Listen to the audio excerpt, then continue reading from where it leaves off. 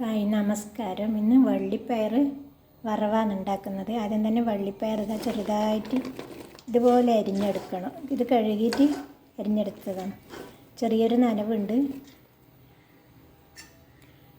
അരിഞ്ഞ വള്ളിപ്പയറിലേക്ക് ഉപ്പ് 3/4 ടീസ്പൂണിൽ കുറച്ച് കൂടുതൽ ചേർത്ത് കൊടുത്തിന്, കുറച്ച് മഞ്ഞൾപ്പൊടി, പിന്നെ ഒരു പച്ചമുളക്. ഇനി ഇതൊന്ന് കൈകൊണ്ട് ഉപ്പും മഞ്ഞൾപ്പൊടിയും ഒന്ന് യോജിപ്പിച്ചെടുക്കാം. മതി. നമുക്ക് ചീനച്ചട്ടി അടുപ്പത്ത് വെക്കാം.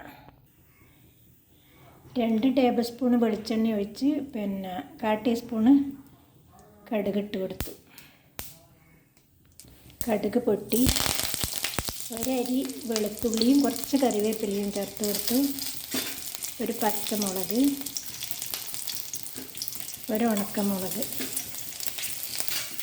ചെറിയ ഉള്ളി ചെറുതായി അരിഞ്ഞത് ഒരു 3 ചേർത്ത് കൊടുത്തു.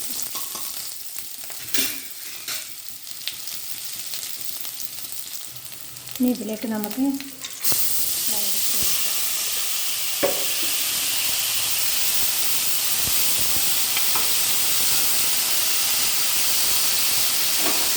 ഫ്ലെയിം കുറച്ചിട്ട് ഏറ്റവും കുറച്ചിട്ട് വെക്കണം. ഫ്ലെയിം ഏറ്റവും കുറച്ചിട്ടാണ് ഉള്ളത്. നമുക്ക് അമർത്തിട്ടൊന്ന് നന്നായിട്ട് അടച്ചു കൊടുക്കാം. 2-3 മിനിറ്റ് കഴിയുമ്പോൾ ഒന്ന് തുറന്നിട്ട് ഇളക്കി കൊടുക്കണം. 2-3 മിനിറ്റ് കഴിഞ്ഞിട്ടുണ്ട്. തുറന്ന് നോക്കാം. തീ ഏറ്റവും കുറച്ചിട്ട് വെക്കണം. പിന്നെ അടി കട്ടിയുള്ള പാത്രത്തിലാണെങ്കിൽ അടിക്ക് പറ്റാൻ ചാൻസ് വളരെ കുറവാണ്. തീ കുറച്ചുകൊണ്ട് പയറിലുള്ള ചെറിയ നനവെള്ളം ഇറങ്ങിയിട്ടുണ്ട്. ഇപ്പോൾ വെന്തോ നോക്കാം. ഒരു 3/4 വേവായിട്ടുണ്ട്. കുറച്ച് സമയം കൂടി തീ കുറച്ചിട്ട് തന്നെ അടച്ചു കൊടുക്കാം. നമുക്ക് തുറന്ന് നോക്കാം.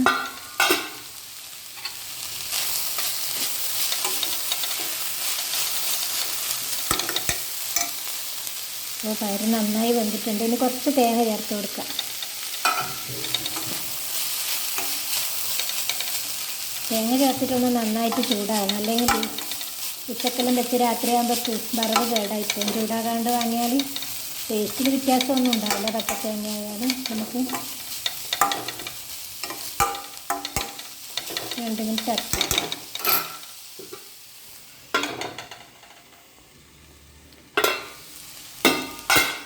തേങ്ങ ചൂടായിട്ടുണ്ട്.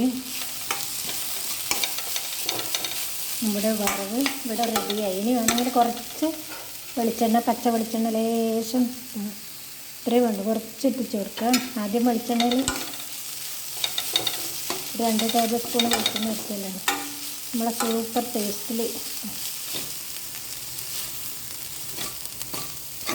വെള്ളം ഒട്ടും ചേർത്തിട്ടില്ല. എളുപ്പത്തിൽ പണി തീർന്നു. സ്റ്റൗ ഓഫ് ചെയ്യാം. പാത്രത്തിലേക്ക് മാറ്റി നമ്മുടെ വറവ് ഈ രീതിയിലല്ല ഉണ്ടാക്കുന്നതെങ്കിലും ഒന്ന് ഈ രീതിയിൽ ഉണ്ടാക്കി നോക്കുക. നല്ല ടേസ്റ്റ് ആയിരിക്കും. വളരെ എളുപ്പത്തിൽ ഉണ്ടാക്കാൻ പറ്റും. വീഡിയോ എല്ലാവർക്കും ഇഷ്ടപ്പെടുമെന്ന് കരുതുന്നു. വീഡിയോ കാണുന്ന എല്ലാവർക്കും നന്ദി, നമസ്കാരം.